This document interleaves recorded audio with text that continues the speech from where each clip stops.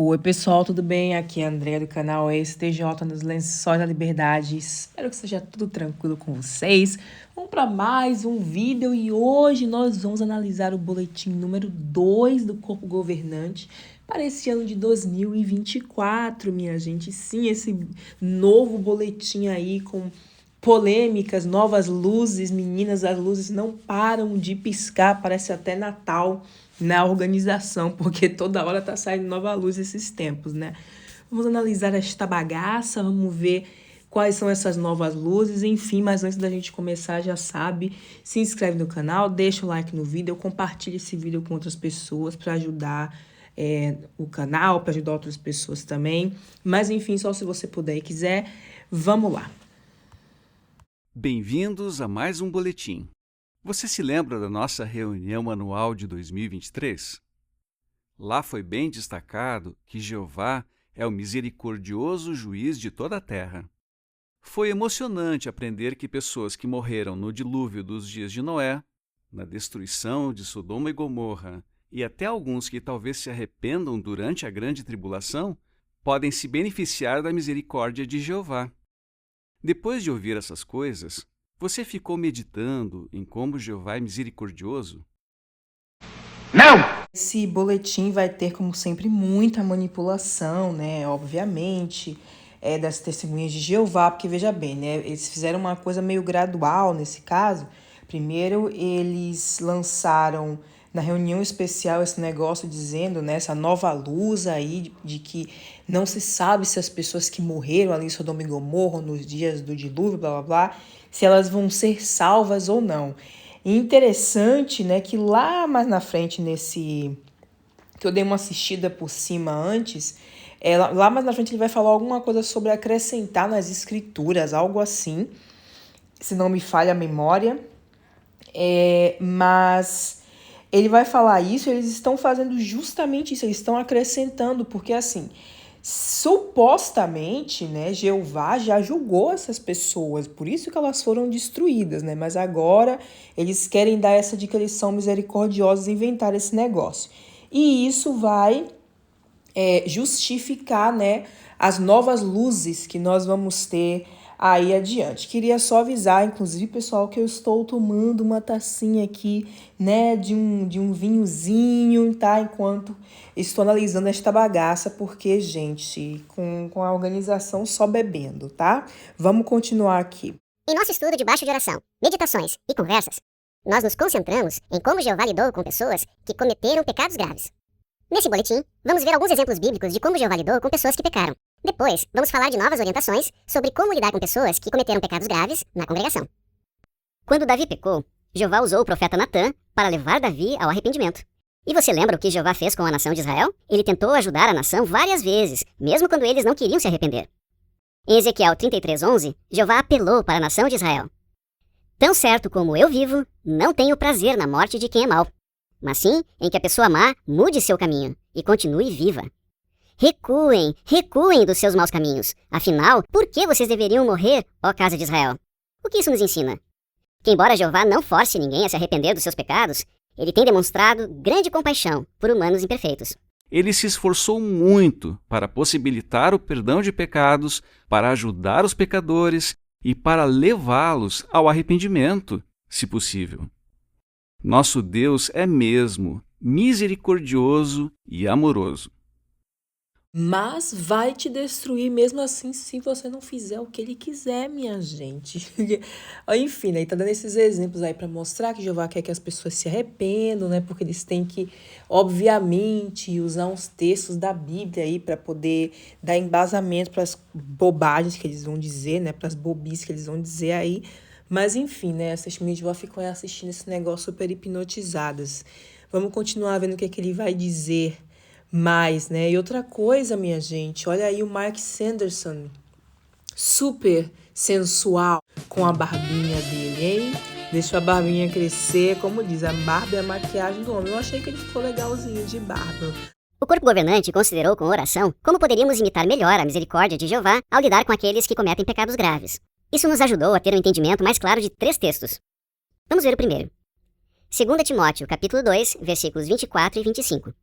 Paulo disse: O escravo do Senhor não precisa brigar, mas precisa ser meigo com todos, qualificado para ensinar, precisa se controlar ao sofrer algum mal e instruir com brandura os que não tiverem uma atitude favorável. Talvez Deus lhes conceda arrependimento, o que os levará a um conhecimento exato da verdade. A quem Paulo estava se referindo quando falou dos que não tinham uma atitude favorável? Uma nota de estudo em inglês em 2 Timóteo 2,25 explica. Paulo usa uma palavra grega que, nesse contexto, se refere a pessoas que resistem aos ensinamentos cristãos ou que se opõem a eles. Paulo talvez estivesse pensando, entre outras pessoas, naquelas da congregação em Éfeso que tinham uma atitude negativa em relação a seguir os conselhos das Escrituras ou acatar os alertas dos irmãos que exerciam a liderança. Hoje, isso pode incluir irmãos e irmãs na congregação que desconsideram conselhos bíblicos e se envolvem em pecados graves. Quando uma pessoa comete um pecado grave, ela precisa de ajuda dos anciãos, então uma comissão de anciãos vai se reunir com ela. O objetivo desses anciãos não é só julgar se a pessoa está arrependida ou não, mas também agir em harmonia com 2 Timóteo 2, 24 e 25. Os anciãos precisam corrigir e instruir essa pessoa com brandura. Com que objetivo? Veja o que diz outra nota de estudo em 2 Timóteo 2, 25. Quando um ancião cristão corrige ou instrui com brandura os que não tiverem uma atitude favorável, pode haver um resultado positivo, arrependimento ou mudança de atitude. O crédito por essa mudança de pensamento e atitude vai não para algum ser humano, mas para Jeová, que ajuda o cristão rebelde a fazer essa mudança vital. Paulo continua mencionando alguns dos belos resultados desse arrependimento. Isso leva a pessoa que pecou a um conhecimento mais exato da verdade, ajuda a cair em si e a capacita a escapar do laço de Satanás. Então, o objetivo dos anciãos é levar a pessoa ao arrependimento. Será que esse entendimento mais claro de 2 Timóteo 2, 24 e 25 significa que precisamos fazer algum ajuste? Atualmente, uma comissão de anciãos normalmente se reúne com quem pecou apenas uma vez. Mas, o corpo governante decidiu que a comissão pode se reunir com a pessoa mais de uma vez. Por quê? Em Apocalipse 2, 21, falando sobre aquela mulher Jezabel, Jesus disse: "Eu dei a ela tempo para se arrepender." Desejamos que, por meio dos esforços amorosos dos anciãos, Jeová ajude quem cometeu o pecado a reconhecer a gravidade do seu erro e se arrepender.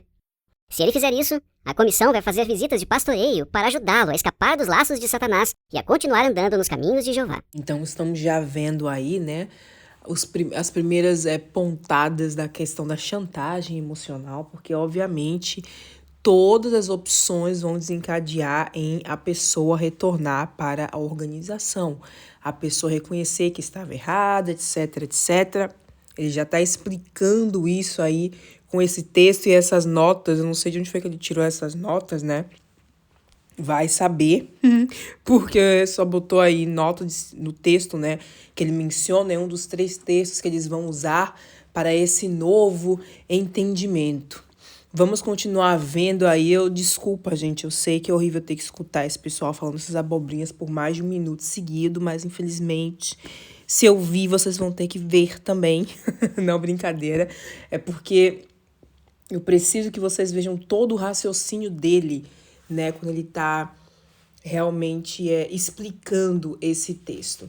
E é interessante notar também que eles sempre usam palavras como: "Eu sei que vocês sentiram", "vocês não entenderam assim", blá, blá, blá. Eles sempre usam perguntas, mas nessas perguntas já está embutido o que as testemunhas de Jeová têm que pensar, têm que sentir e têm que entender e, principalmente, aceitar, né, desses novos entendimentos aí. Vamos considerar o segundo texto, 1 Coríntios 5, 13, que diz: "Removam do meio de vocês a pessoa má." A Bíblia diz claramente que o pecador que não se arrepende deve ser removido da congregação.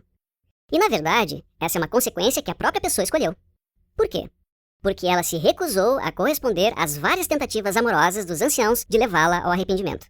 Mas mesmo quando os anciãos informam uma pessoa de que ela será removida da congregação, ela não vai ficar abandonada. A comissão não vai só explicar que passos ela tem que dar para ser recebida de volta na congregação. O que mais eles vão fazer? Os anciãos vão explicar para a pessoa que eles gostariam de se reunir com ela depois de alguns meses para saber se ela mudou de atitude.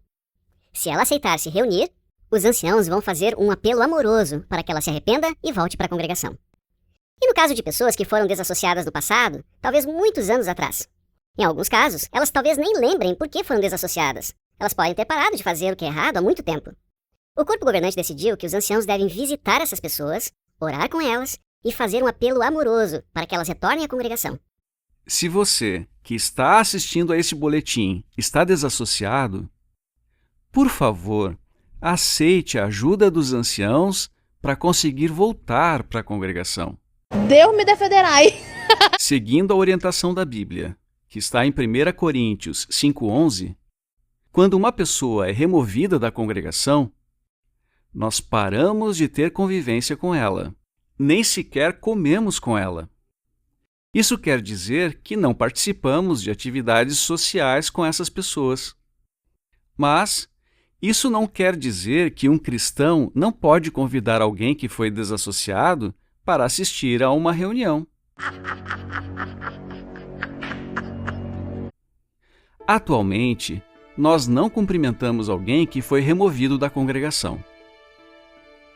Mas o corpo governante decidiu que os publicadores podem usar sua consciência treinada pela Bíblia para decidir se vão ou não dar um breve cumprimento de boas-vindas ao desassociado que vier assistir a uma reunião. Oh my God! Uau! Oi, que bom te ver aqui. Obrigada. É verdade que não vamos ter uma conversa longa com a pessoa ou participar de atividades sociais com ela, mas não precisamos ignorá-la totalmente. Gente, olha que coisa misericordiosa. Agora eles podem dar migalhas. Eu vi alguém comentando, né, sobre essas mudanças aí. E alguém falou, né, dar migalhas aí para quem tá desassociado. Você vai lá, a pessoa já pode te dar um oi, né? Pode te dar um oi, minha gente. Olha que maravilha.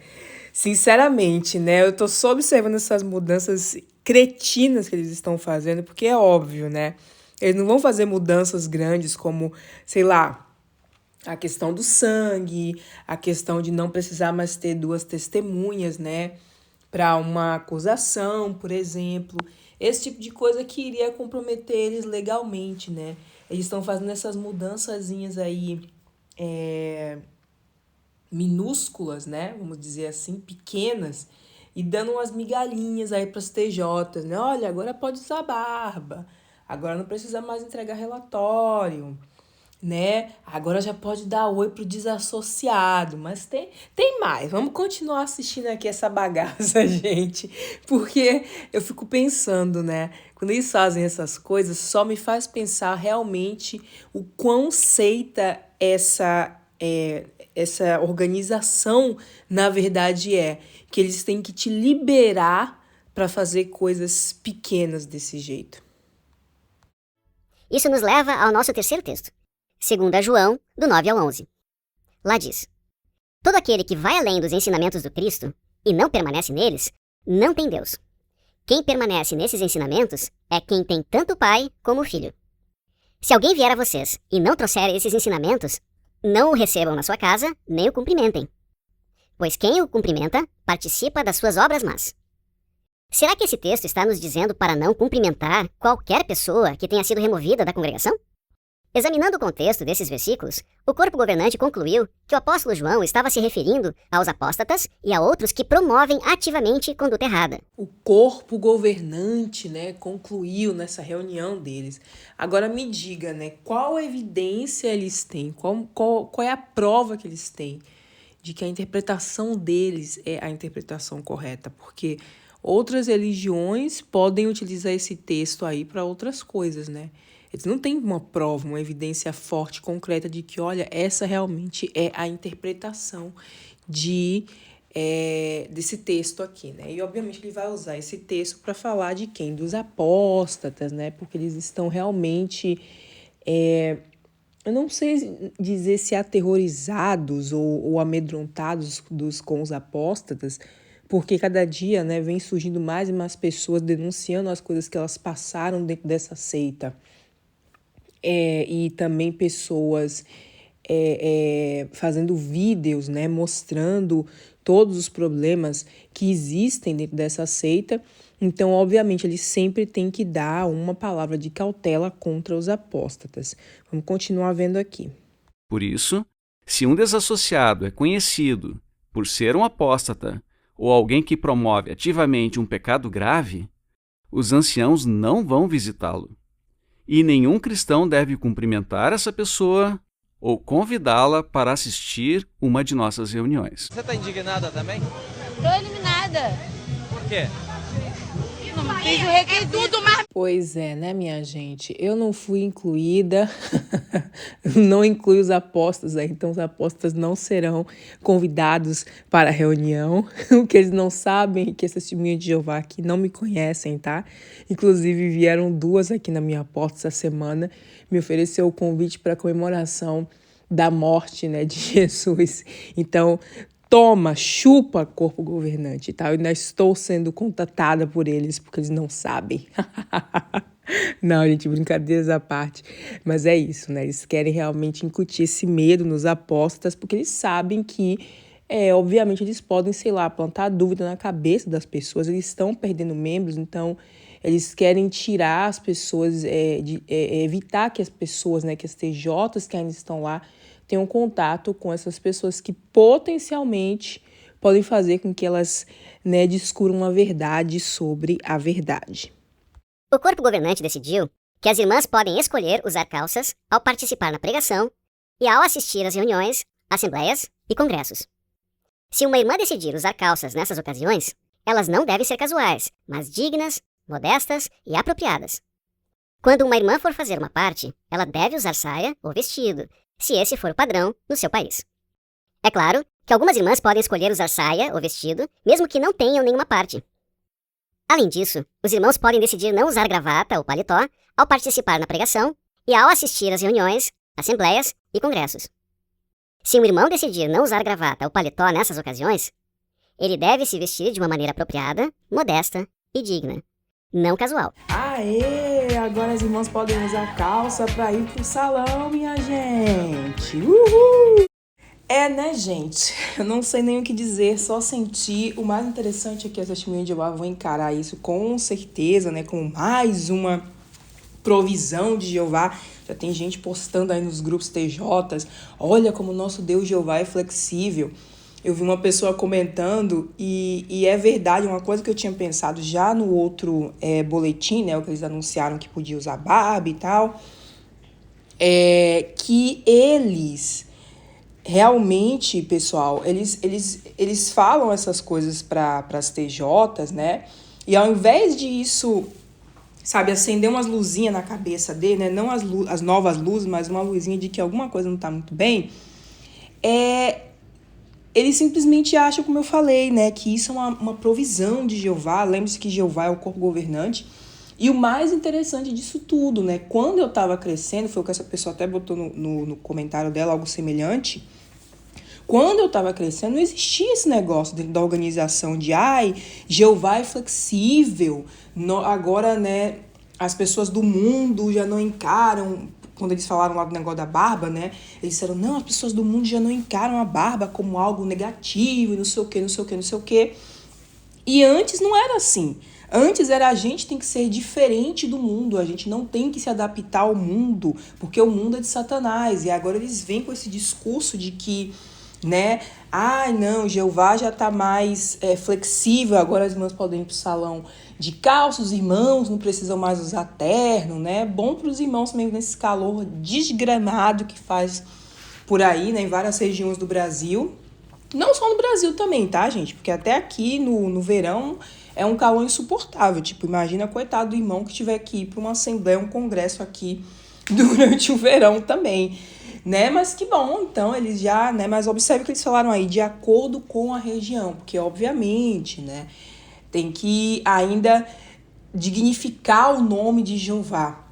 E isso é até meio contraditório, porque ao mesmo tempo que eles estão falando, não, a gente tem, isso já é permitido no mundo, mas ao mesmo tempo tem que ser de acordo com os padrões da região, como ele colocou aí. É uma doideira e, como eu mencionei anteriormente, isso é só um pouquinho de flexibilidade, um pouquinho, dando umas migalhinhas para as TJs, né?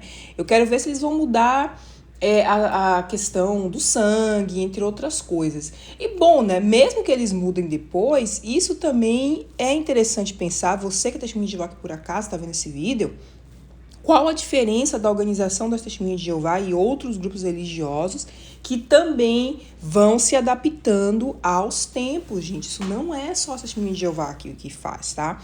Vários outros grupos religiosos também vão se adaptando. Se você pegar, por exemplo, os Mormons, né? Só para dar um exemplo aqui, o Mormons Mainstream, porque tem vários outros mainstream, né, gente? A igreja Mormon, a mais conhecida, né? Porque tem outros grupos mais radicais. Mas, por exemplo, eles eram a favor da poligamia. Depois que eles viram que isso estava, né, sendo problemático, eles vão lá e tiram das doutrinas dele. A mesma coisa está acontecendo agora com as Testemunhas de Jeová. Mesmo que, né, com a questão da barba, agora com a questão das irmãs usarem calça, não sei o que. Vamos ver quais vão ser as novas medidas.